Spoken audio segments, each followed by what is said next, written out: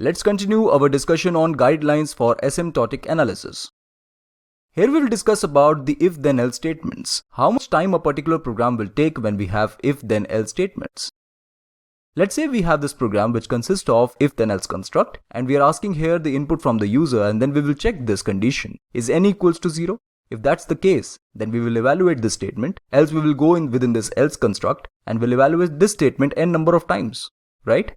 The worst case running time in the case of if then else construct is evaluate the running time of the test part, that is this part, then add it with the running times of the if part or else part, whichever is larger, not both the parts, let me tell you. Because at a time we are either executing the if part or else part. Whichever is taking the larger time, we will add this to the test part. This is how we will calculate the running time of the if then else construct. This is as simple as that. For if part, obviously this condition checking will take just constant amount of time, and the statement within this if construct will also take constant time. That's my assumption, of course. You should assume that the statement, when I am writing this in the comment section, then it will always take constant time. That is the assumption, okay?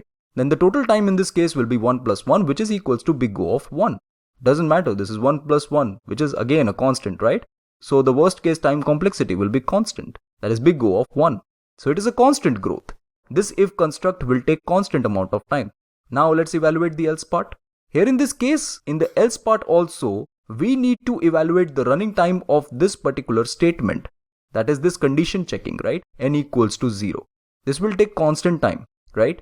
Because it doesn't matter whether we will evaluate the if part or else part, we always have to check this condition. In order to get into the else part, you have to check this condition. So this must be calculated in the case of else part as well. So the running time for this statement must be calculated in the case of else part as well. Apart from this, you can see that within this else part we have this for loop which runs from I equal to 1 to n, and within this for loop we have the statement. So this statement will get evaluated n times. So it is clear that this statement is executed n times. So the total time will be 1 plus n, which is equals to big O of n, right? So what is the overall time complexity? It is big O of n, because this else part is taking the larger amount of time. Test part plus the else part will give us this time complexity, that is big O of n. Now the next guideline, that is about logarithmic complexity. What is logarithm, by the way? Let's take this example and try to understand what is the meaning of logarithm. What does this statement says? The above logarithm says that how many times 2 has been multiplied by itself. I'm talking about this 2. How many times 2 has been multiplied by itself in order to obtain value 8. 2 has been multiplied 3 times, right? 2 into 2 into 2 is 8. So 2 has been multiplied 3 times. That is why log 8 base 2 is 3. So this is the meaning of logarithm. It always gives how many times a particular base has been multiplied by itself in order to obtain the value under consideration. So answer is 3. Logarithmic time complexity is achieved when the problem size is cut down by a fraction. Let me tell you that logarithmic time complexity is lesser than the linear time complexity. It is achieved when the problem size under consideration is cut down by a fraction. How is that so? Let's see the example over here. Here you can see this for loop runs from 1 to n, and we are evaluating this statement. You think of this that this for loop will run n time, but here's the catch. Here I is not incremented by 1, but I is multiplied by 2 every time. So here in this case, obviously this is not a normal growth, right? This is not the case that this will run from I equals to 1 to n, total n times. No, it is not the case. Here I is not incremented by 1. It is not a step size increment. I is multiplied by 2 every time. How to evaluate the time complexity in this case? In the iteration number 1, initially I is equal to 1, right? Initially I is equal to 1. So this is equal to 2 to the power 0. Can we say that 1 is equal to 2 to the power 0? This gives 1. I'm writing this in this form, okay? In the iteration number 2, I will be 2. We can write this 2 in the form 2 to the power 1. Isn't that so? Now in the iteration number 3, I will be 4, not 3, right? Because I is multiplied by 2. Here previously the value of I is 2. 2 is multiplied by 2, which gives 4. We can write this as 2 to the power 2. Similarly for iteration number 4 and iteration number 5, here in this case we are getting I equals to 8 and I equals to 16. We can write this in this form, 2 to the power 3, 2 to the power 4.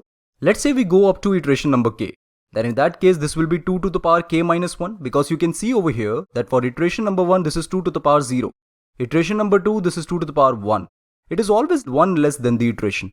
So here in this case, if we are going up to iteration number k, then this will be 2 to the power k minus 1. And this is equal to n because the last value over here is n. when I is equal to n, this is what we are getting. This is 2 to the power k minus 1. This is the last iteration. So we know that n is equals to 2 to the power k minus 1 at the end. Now we need to calculate how many iterations are there. How many times the statement under for loop has been evaluated. For this purpose, we will apply log on both sides. When we apply log on both sides, this will be log n base 2. This will be log 2 to the power k minus 1 base 2. This gives k minus 1 only, and this will be log n base 2. So k minus 1 is equals to log n base 2, which gives k equal to log n base 2 plus 1. So the time complexity is obviously big O of log n base 2. Obviously we are eliminating this constant term, it doesn't matter. So here the time complexity will be log n base 2, isn't that so? Let's consider one example to understand this properly. Initially I is equals to 1 and this loop runs up to 32. But let me tell you that we are incrementing not by step size. We are multiplying I by 2 every time. So again, we know that how many iterations this particular for loop will run for. We need to calculate the number of iterations so that we could get that how many times this hello will get printed on the screen. Or we can calculate the time complexity, that how many times this statement has been evaluated. So this is given by k, and we know that k is equals to log n base 2 plus 1. Here we know that n is equals to 32, right? So let's replace this n by 32 over here. This gives log 32 base 2 plus 1. Log 32 base 2 is 5 and 5 plus 1 is 6. So number of iterations are 6 in total. So this means that hello is printed on the screen 6 times. So the time complexity is obviously log n base 2, right? Let's consider one more example here. Here in this case, we have reversed everything. Instead of I is equals to I into 2, we have I is equals to I divided by 2. Let me tell you that this will also take logarithm time. We are running this from I equals to n up to 1, just reversing the whole sequence. The time complexity will again be logarithm, okay? Let's see how. In the iteration number 1, I is equals to n divided by 2 to the power 0. In the iteration number 2, I will be n divided by 2 to the power 1. Why this is I equals to n divided by 2 to the power 0? Because we know that initially I is equals to n, we can write this in this form. Then I becomes n by 2, which means I is equals to n divided by 2 to the power 1. Then it will be n divided by 2 to the power 2. And so on, this will go up to n divided by 2 to the power k minus 1 for iteration number k. And this is equals to 1 because lastly we are getting this 1 value, right? This is not equal to n, this is equal to 1. So n divided by 2 to the power k minus 1, which is the last iteration, so it is equal to 1. N divided by 2 to the power k minus 1 is equal to 1, which means that 2 to the power k minus 1 is equal to n. This is similar to the previous case, isn't that so? Again, we will apply log on both sides. This will give us k minus 1 equals to log n base 2, and finally k is equal to log n base 2 plus 1, which is again big O of log n base 2. We haven't done anything, we have just reversed the whole sequence. Again we are getting this logarithm time complexity. So this is all about the guidelines related to asymptotic analysis, and now you are aware about how to calculate the time complexity in different scenarios. Okay friends, this is it for now. Thank you for watching this presentation.